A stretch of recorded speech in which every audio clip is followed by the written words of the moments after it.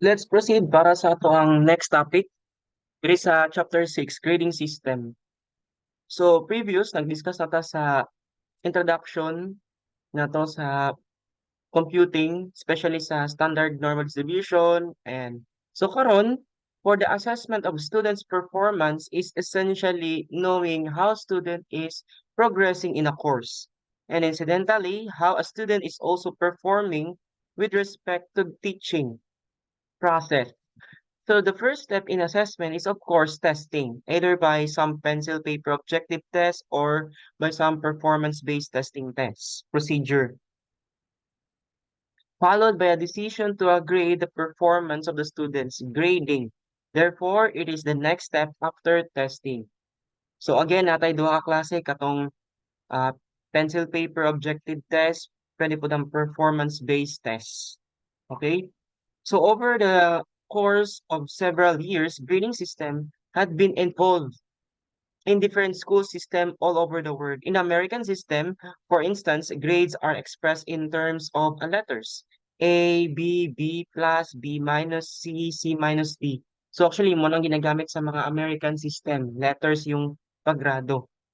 Okay, that is referred to as a 7-point system. Sa Philippines, college and universities, the letters are replaced to a numerical value.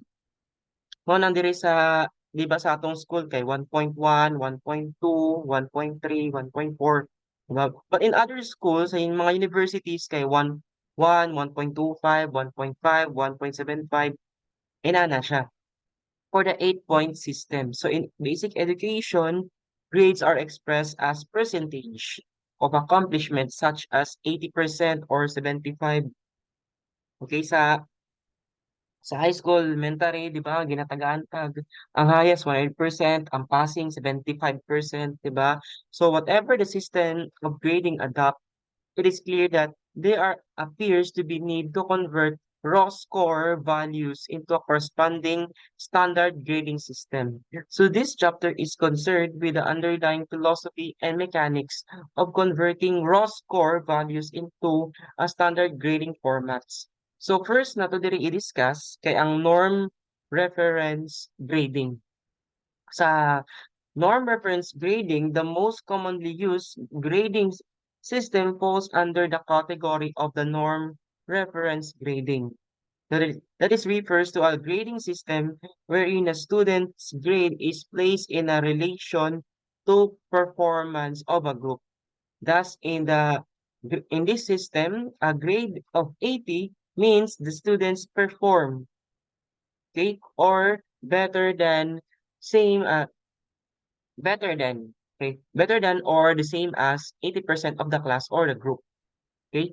At the first glance, there appears to be no problem with this type of grading system as it simply describes the performance of the students with reference to a particular group of learners. The following example shows some of the difficulties associated with norm reference grading. So we have here the following example. Consider the following two sets of scores in the English 1 class for two sections.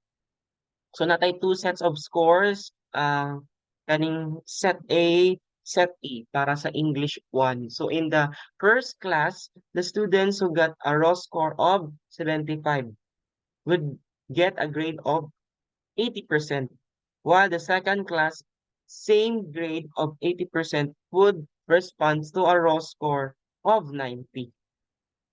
So indeed, if the tests used for two classes are the same, it would be rather unfair, okay, sa system of grading. Kasi kung di ba kung makita nimo 80% correspond na raw score of 90. Diri naman kay 75 ba ang raw score that would get an 80%. Di ba? So a wise student would opt to enroll a class A since it is easier to get a higher grades in that class other than in a class B. Di ba, lisod kayo for 90, medyo lisod. So, mo nang kasagaran mo, ito sila sa class A. So, that's one of the examples. So, the previous example illustrate one difficulty with using a norm reference grading system. So, this problem is called problem of equivalency. Does a grade of 80 in one class represent the same achievement level as the grade of 80 in another class of the same subject? Diba kung makita mo, dili pareha. Kaya ang raw score pa lang sa A ug ang B, dili ba pareha niya, imo siyang equivalent of 80. Diba? So this problem is similar to the problem of trying to compare a valedictorian from some remote rural high school with a valedictorian from some very popular university in the urban area. No, so lisod kayo, dili pare-parehas og grading system sa mga other schools. So does one expect the same level of competence of these two valedictorians? So as we have seen, norm reference grading system are based on a pre-established formula regarding the percentage or ratio of students within the whole class who will be assigned each grade or mark. Okay, it is therefore known in advance what percent of students would pass or fail of a given course. So for this reason, many opponents to a norm reference grading arrange that such a grading system does not advance, okay, not advance the cost of education and contradicts the principle of individual differences. Munang sa mga other schools o para sa DepEd, dapat the same jud sila og grading system. Okay? Sa college naman, lahi-lahi ang grading system depende sa school. Okay, sa universities, should be the same ang mga grading system nila.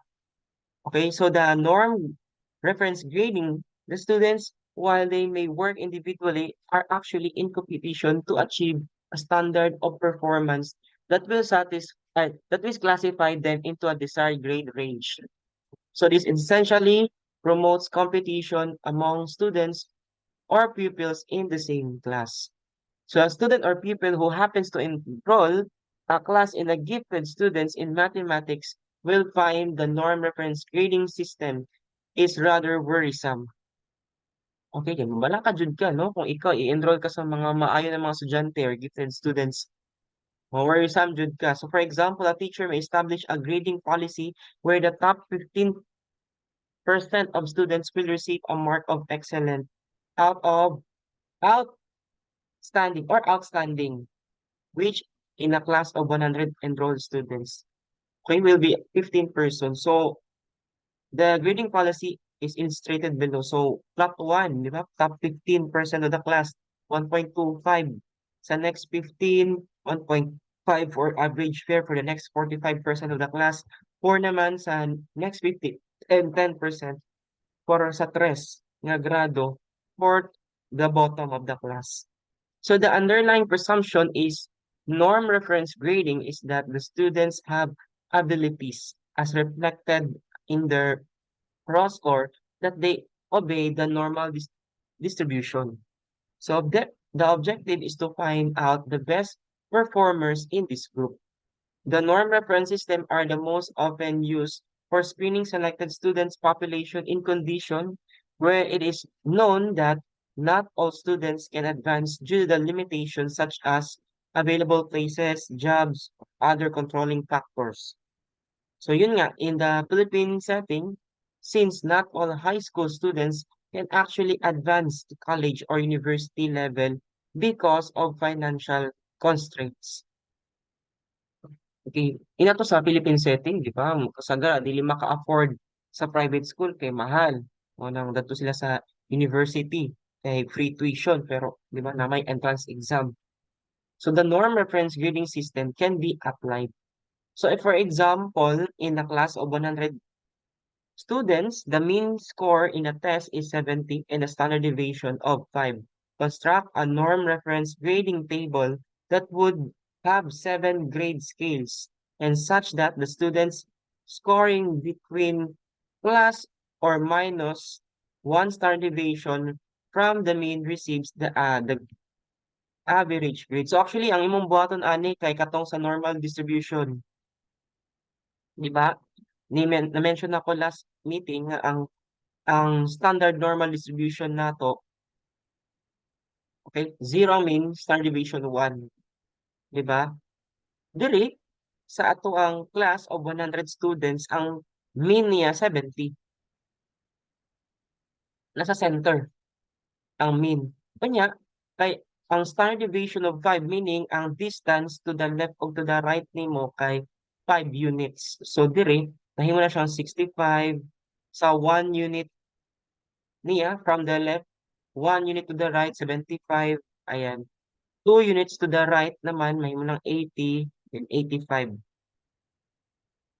Dire, 2 units to the left, 60, then dire 55.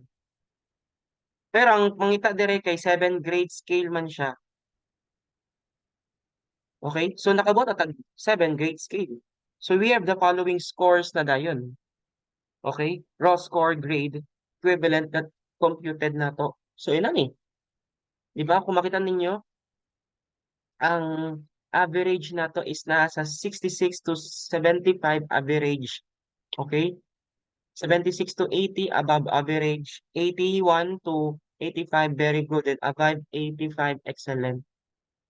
61 to 65 pass, 55 to 60 marginal pass, then fail below 55. So again, ang ginamitan lang niya ng star deviation niya, distance lang niya. 1 star deviation sa left, right, 2 star deviation, 3 star deviation niya. So only few of the students who use the norm reference grading apply it with complete consistency. Okay, so gihatag na ni siya ang percentage nato. So when a teacher is faced with a particularly bright class, most of the time, he does not penalize good students for having the bad luck to enroll in a class with cohort of other very capable students, even if the grading system says he would fail a certain percentage of the class. On the other hand, it is also unlikely that a teacher would reduce the mean grade of the class when he observed a large proportion of poor performing students just to save them from failure. Okay? So inato siya. Okay? Nga isud kayo no nga i-reduce nimo ang mean. Kay mean ato kay nakuha naman ganina from the given problem nato. Pila galito ang mean nato dire? 70, no?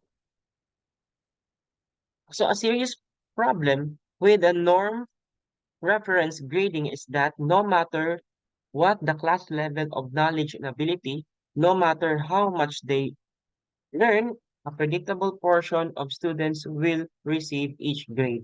Since its essential purpose is to sort students into categories based on their relative performance. Hindi, kung makita mo, pinakadako diri is average, pinakataas nga percentage. So okay na, no? Nilingin mo siya i okay na to 70 man ang average, i-compute man po to ila ang scores.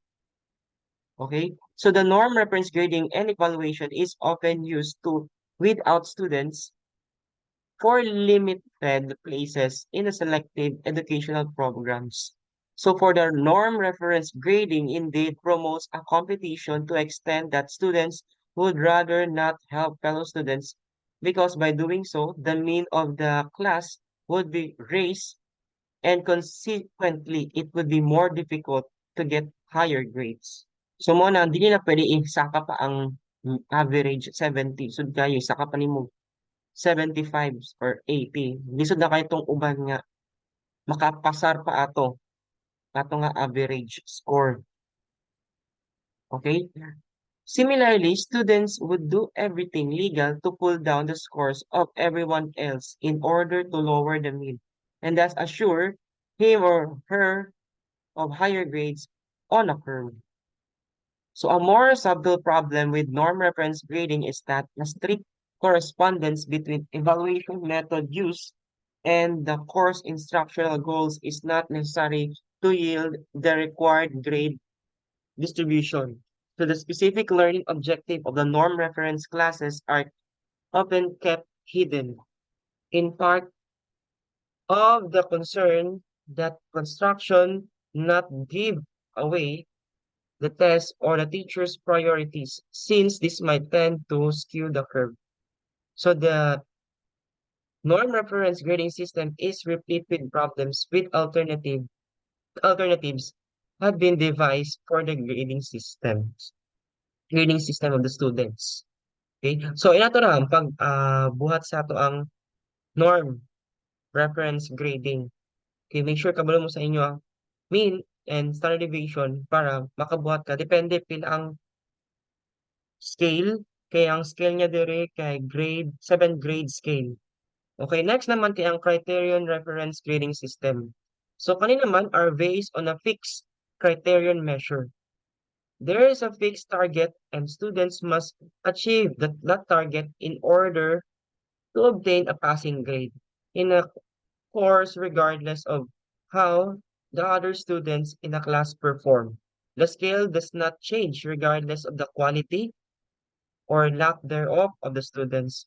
So for example, in a class of 100 students using a table below, no one might get a grade of excellent if no one scores 98 above or 85 above, depending on the criterion used. Actually, ito yung ginagamit natin.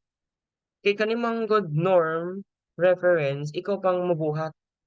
Ikaw pang mabuhat ng 7th grade scale. Ikaw pang mabuhat, ikaw pang mo compute sa mean, star deviation, yung criterion, fixed na siya. Gihatag na jud ni. Then, depende ko sa imo ang performance, asa ka na belong na dayon sa imo ang performance. Asa kang agrado dira. So, there is no fixed percentage of students who are expected to get a various grades in the criterion reference grading system. So, inani siya, di ba? The same yapon sa atong school, kung makakuha kag flat 1 kapag ang score nimo ang grading system nato is naka sa 98 to 100 or butang nato 85 to 100 flat 1 ka. Okay, depende ha sa criterion use. Okay? Actually, napod tayo transportation table din sa atong school, no? Kung moabot ka og 95 to 100 flat 1, I still remember. Then 94 kay 1.1, 93 na 1.2 mo inanang sa atong school. Okay? Kani lahi pod ni syempre sa university pod. Lahi pod ang ilang basihan sa percentage para mahimo kang flat 1. So na siya boundary na ginagamit. So the criterion reference system are often used in a situation where the teachers are agreed on the meaning of the standard of performance. So inato nga ako pasabot, standard of performance na siya in a subject but the quality of the students is unknown or uneven. Where the work involves students' collaboration or teamwork, and when there is no external driving factor, such as needing to systematically reduce a pool of eligible students. Note that the criterion reference grading system, students can help a fellow student in a group work without necessarily worrying about lowering his grade in that course. Okay, tanaw sa group work. Di ba kasagara pag group work kay dito sa mga bright magpa pa-appeal nga grupo no kay para di ka mabalaka sa imo ang grade. So this is because the criterion reference grading system does not require the mean of the class. Okay, dili na siya ga-require sa mean as the basis of the distributing grades among the students. So it is therefore an ideal to use the collaborative group work. So munang kasagara sa thesis or sa reporting by group kana. So when our students are evaluated based on the predefined criteria, they are free to collaborate with one another with the instructor. So the criterion reference grading, a rich learning environment is to everyone's advantage. So the students are rewarded for finding way to help each other and for contributing a class and a small group discussion. Okay, so since the criterion measure used in the criterion reference grading is a measure that ultimately rests with the teacher, okay, it is logical to ask what prevents teacher who use the criterion reference grading from setting the performance criteria so low that everyone can pass with ease. So there are a variety of measures used to prevent this situation from ever happening in the grading system. So first nato kay ang criterion should not be based on the one teacher's opinion or standard. It is should be collaboratively arrived at. And a group of teachers teaching the same subject must set a criterion together. Second, once the criterion is established, it must be made public and open to public scrutiny so that it does not become arbitrary and subject to the whim and prices of the teacher. So, yun nga, importante public na siya. Made public and open ang criterion reference. So, mo itong na-mention ako sa DepEd, di ba? Ang grading system nila should be the same sa mga other schools din, sa high school, ayan, sa elementary, and okay, criterion based. So, next na pud nato dire kay we have the four questions in grading. So, according ni Marin Nila, atong 2007, of the Center of Teaching Effectiveness of the of the University of Texas at Austin poses four intriguing question relative to grading. So we reflect these questions here in this section and the corresponding opinion. So should grades reflect absolute achievement level or achievement relative to other in the same class? Should grades reflect achievement only or a non-academic component such as attitude, speed, and diligence? Or number three, should grades report status achieved or amount of growth? Number four, how can several grades on diverse skills combine to give a single mark? Okay? So, mo to siya ang four questions of grading. So, actually, iguro na natin siya discuss. No? Hindi naman natin siya ansiran. According ni siya sa ato ang author. Next naman kay what will go into a student's grade. So the grading system, an instructor select reflects his or her educational philosophy. There are no right or wrong systems, only systems which accomplish different objectives. So the following are the questions which an instructor may want to answer when choosing what will go into student's grade. So number one, should grades reflect absolute achievement level or achievement relative to the others in the same class, which is the same sa section 6.3 sa for questioning grading. So, ang zero na nato ni. Okay? So, it is often referred to as a controversy between the norm reference versus the criterion reference grading. Kay in norm reference grading system, the letter grade a students receive is based on his or her standing in a class. So, mo akong pasabot. Okay, standing in a class, igano mo i-compute ang mean, sa deviation, yung makabuhat na dahil kag scale, grade point scale. So, a certain percentage of those at the top receives A. Specified percent of the next highest grades receive B, and so on. So, thus, an outside person looking at the grade can decide which student in that group perform best under those circumstances. Such as a system also takes into account circumstances beyond the student's control, which might adversely affect grades, such as poor teaching, bad tests, or expected problems arising for the entire class. Presumably, this would affect all the students equally.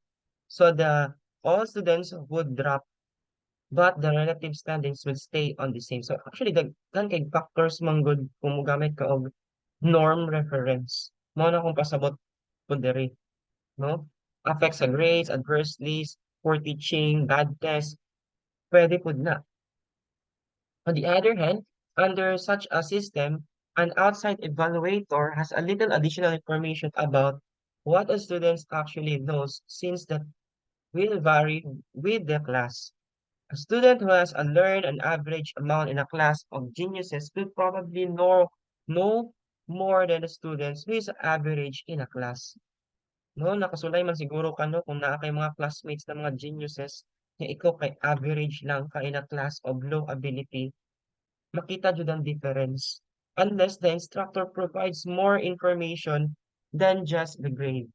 The external user of the grade is poorly informed. So muna kung maka-remember ka sa mga other schools, especially sa high school, kay ginabutang dyan na siya sa Section 1, Section 2, ang Section 1, yung mga bright, Section 2, Section 3, Section 4, na sila, depende asa ang capacity sa mga students. Kung itapok ni mo mga sa isa ka class ang mga bright, so sa Section 1 na sila, Section A, Section B, Section C, Section D, in ana. Sa mga Section D, kay itong mga poor, di ba, na yung mga inana, no, mga poor na mga capacity sa students, no, itapok diha. Okay? So, inana ang ginibuhat sa mga high school. Bisag ako sa high school, nakaagi po itong inana, Section A, Section B, Section C, inana, based sa imong performance, no? The system also assume sufficient variability among student performance that the difference in learning between them justifies giving different grades. This may be true in the large beginning classes, but it is shaky presumption where the student's population is homogeneous, such as in the upper division classes. The other most common grading system is the criterion reference system. So, mo itong compare ba nato ang norm and ang criterion. In this case, the instructor sets the standard of performance against which students' actual performance is measured. Okay? All students achieving a given level receive the grade assigned to that level, regardless of how many in the class receive the same grade. So, an outside evaluator looking at the grade knows only that the student has reached a certain level or a set of objectives. So, the usefulness of that information to that outsider will depend on how much information he or she is given on what behavior is represented by that grade. So the grade, however, will always mean the same thing and will not vary from the class to class. So yun yan, hindi siya pareha sa norm nga, di ba, mag-vary, depende sa performance sa score ng mga students. Dire kay standard na nadaan, fixed na siya. Then, depende na din kung si performance sa students, dito na din siya mabilong sa nga category siya nabilong sa katungag grade. So a possible problem with this is that outside factors such as those discussed under norm reference grading might influence the entire class and the performance may drop. Di ba kung gikan norm reference, yung imo siyang criterion, di ba? Unya kay ang imong norm reference kay naa sa lower class, pag abot sa criterion, tanan mabagsak kay dili makaya sa standard na grade. Kaya ang norm ba what if ang score sa 100 scores kay 50 below ang mga score sa tanan estudyante, di ba? Unya pag abot sa criterion, ang passing 60 over 100 nya wala nakapasar kung ibutang siya sa standard, di ba? So ina to ang isa sa mga problem kung imo i-convert na. Okay? Unless, in such case, all the students would receive a lower grades unless the instructor made a special allowances for the same circumstances. No? Pwede yun na siya, name mo na siya i-change, special allowances, i-adjust nimo ang grade, pwede kasi pinaka-bright, and ana. Second problem sa criterion reference grading does not provide selection information. There's no way to tell from the grading whose the best students are. Only the certain students that achieve the certain level. Whether one views this as a positive or negative will depend on the individual philosophy. So the advantage of this system is that the criteria for various grades are known from the beginning. This allows the students to take some responsibility for the level at which he or she is going to perform. Although this might result in some students working below their potential, it is usually inspires students to work for a high grade. So the instructor is then faced with the dilemma of a lot of students receiving high grades. Some people view this as a problem. So next na to is a positive aspect of this foreknowledge is that much of the uncertainty which students often accompanies grading for students is eliminated. Since they can plot their own progress towards the desired grade, the students have little uncertainty about where they stand. Number two naman, for the question, kung naka-remember pa mo, kanina diri taga i-answer na tong four questions in grading, should students reflect achievement only or non-academic components such as attitude, speeds, and diligence? So, isa sa mga question po na, no, kung i-relate na to in real life, kay di ba, na yung mga uban bright pero may batasan, na yung uban nga dili bright pero napoy batasan. No? It is a very common practice to incorporate such things as turning in assignment on time into an overgrade in a course, primarily because the need to motivate students to their work done is the real problem for the instructors. So it may be appropriate to the selection function of grading such values as timeliness and diligence be reflected in the grades. External users of the grades may be interpreting the mark to include such factors as attitude and clients in addition to competence in the material.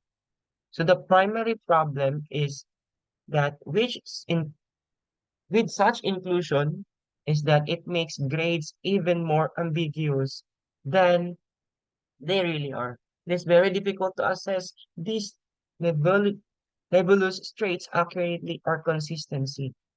Ibalusod kayo kung di ba kung makaingon ka maka-affect reflect ba siya sa achievement ang attitude, speed, and diligence kaysa sa college, hindi naman natudluan ang matasan naman. Ang imuan ng academic naman ang tan-aw naman. No? So, instructor must use a real caution when incorporating such value judgment into a final grade assignment. Two, two steps instructor should take are, number one, to make students aware of this possibility well in advance of grade assignment and to make clear what behavior is included in such qualities as prompt completion of work and neatness or completeness. So, moto siya ang isa sa mga two steps instructors should take. How about number three? Should grades report status achieved or amount of growth? Okay, lahit ba ito ng status achieved din, lahit ito ng amount of growth. So this is particularly difficult questions to answer. In many beginning classes, the background of the students is so varied. Diba? Background sa students, varied. Labi nag multiple intelligence, lahi-lahi ang ganahan sa bata, lahi-lahi po ng ang kamaayo nila. Especially background po sa students, kung ano ba sila, low income or middle or rich ba sila nga income, depende, dagan kaayo, no? That some students can achieve the end of objectives while with little or no trouble, while others with weak backgrounds will work twice as hard and still achieve only half as much. So this dilemma results from the same problem as the previous question. Same dilemma gyapon. It is the feeling that we should be rewarding or punishing effort or attitude as well as knowledge gain. So a positive aspect of this foreknowledge is that much of the uncertainty which often accompanies grading for students is eliminated. Since they can plot their own progress towards the designed grade, the students have little uncertainty about where they stand. And then where there are many students with growth measures such as basis of change, most of them being related to statistical artifacts, in some cases, the ability to accurately measure entering and existing levels in shaky enough to argue against change as a basis for grading. Also, many courses are prerequisite to later courses and therefore intended to provide foundation for those courses. So that is the growth scores in this case would be disastrous. Nevertheless, there is much to be said favor of growth as a component in grading. We would like to encourage hard work, effort, and acknowledge existence of different, okay, different abilities. So, kung pansinin mo, di ba, sa growth, makita man dyan na kung ikaw as a teacher, makita dyan mo ang growth sa student, kung yung kamot ba dyan siya from the failure, di ba? Yung kamot siya sa mga next exam, pasar na, no? Makita dyan na mo. Work hard, effort. But unfortunately, there is no easy answer to this question. Each instructor must review his or her own philosophy and content to determine if such factors are valid components of the grade. Okay. Sa number 4 naman, how can several grades on diverse skills combine to give single mark? So the basic answer is that they can't really. The results of the instructions are so varied that the single mark is really a Rube Goldberg, but it's for indicating what a student has achieved. It would be most desirable to be able to give a multiple marks, one for each of the variety of skills which are learned. And there are, of course, many problems with such proposal. It would complicate an already complicated task. There may not be enough evidence or to reliably grade any one skill. The halo effect of good performance in one area could spill over into others. And finally, most outsiders are looking for only one overall classification of each person so that they can choose the best. So our system requires that we produce one mark, therefore it's worth our while to see how that can be done, even though currently the system does not lend itself to a satisfactory answers. So, ato siya ang ato ang four questions na diri, okay, that na-answer nato kay Meril in 2007. But again, may mga questions niya diri. Ito ka tubag, ito siya ma-measure. Okay? So, kato siya ang ato ang mga na-discuss for 6.3. For the 6.5, alternative grading system. Napod tayo alternative grading system. That is yung pass-fail system. Other colleges and universities, faculties, schools, and institutions use the files pass-fail grading system. In the Philippines, especially when students' work to be evaluated is highly subjective, as in the fine arts and music, there are no generally accepted standard gradations. The independent studies or the critical requirement is meeting a single satisfactory standard. So, ang non-grade evaluations, while not practiced in Philippine schools and institutions, non-graded evaluation do not assign numeric or letter grades as a matter of policy.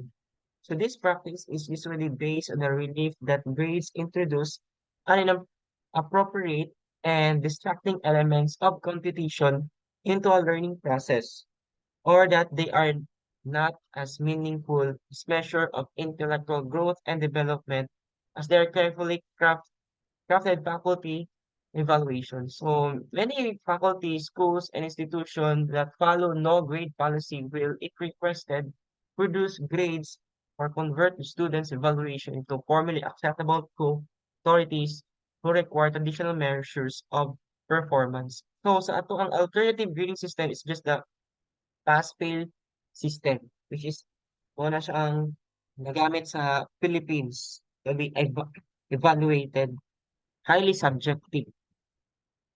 Okay? So next na po nato is yung standardized test scoring. So test standardization is the process by which teacher or the researcher made tests are validated and item analyzed. After a thorough process of validation, the test characteristics are established. These characteristics include the test validity, test reliability, test difficulty level, and other characteristics as previously discussed. Naka-remember pa mo sa discuss nato last meeting, itong validation, reliability, di ba mo man ang itong ginabuhat para sa tuang test to be standardized. Okay? So each standardized test uses its own mathematical scoring system derived by the publisher and administrators. and those do not bear any relationship to academic grading system.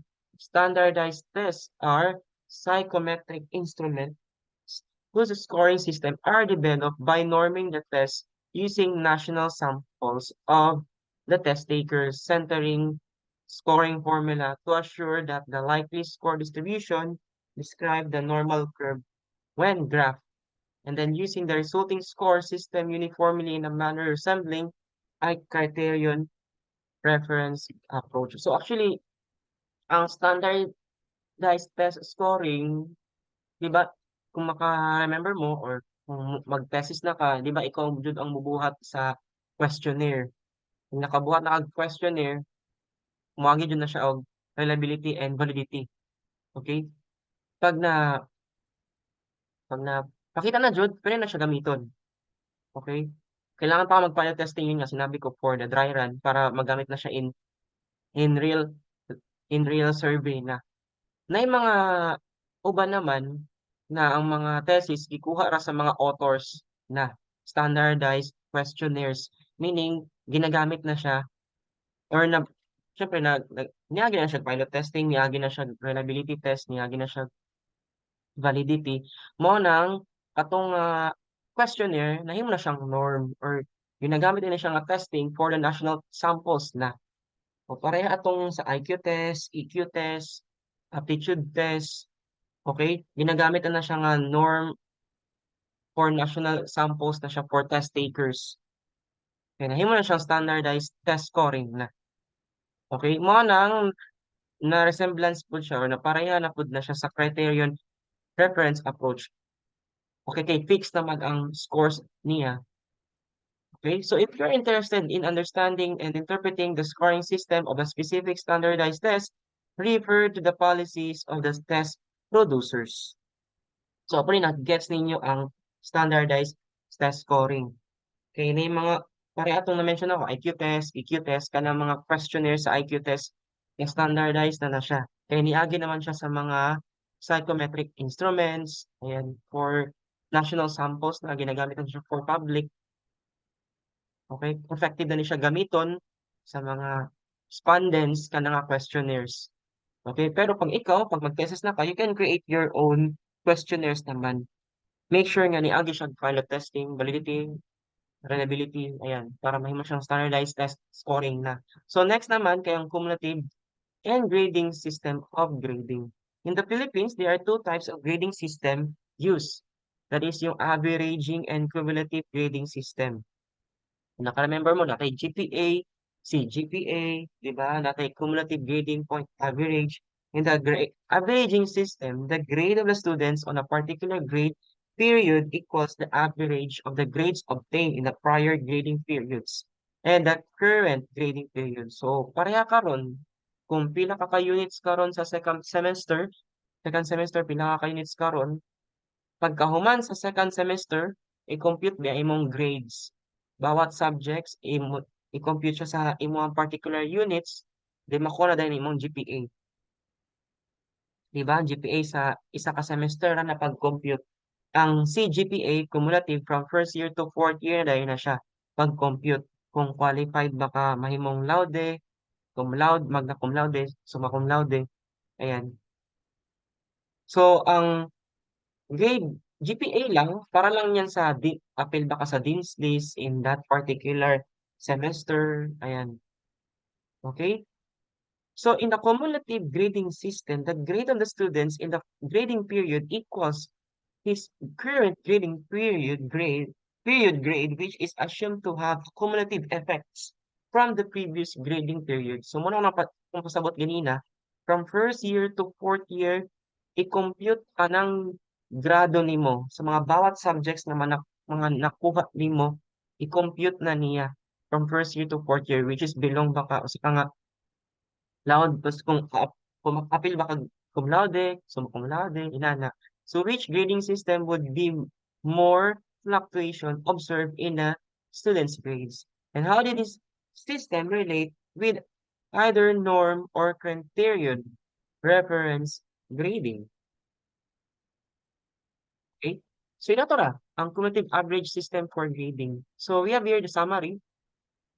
the process of deciding on a grading system is a very complex one. Complex. Okay? The problem faced by an instructor who tries to design a system will be accurate and fair, are common to any manager attempting to evaluate those for whom he or she is responsible. So the problems of teachers and students with regard to the grading and almost identical to those of the administrator and faculty with regard to the evaluation and the need of completeness and objectivity felt by the teachers and administrators must be balanced against the need of fairness and clarity felt by the students and faculty in their respective situation. So the fact that the faculty member finds himself or herself in both position, the evaluator and evaluated should make to him or her more thoughtful about the needs of each position. So that is the summary. And then, di ba, medyo challenging yun ang pag-grading system kay siyempre sa imo po na wala na pag-compute, no? Pa and of course, we have here the following exercises. So, yung mga exercises dire na kumukuha sa inyo ng assignment, quiz, and exam. Okay? So, that's it sa ato ang discussion.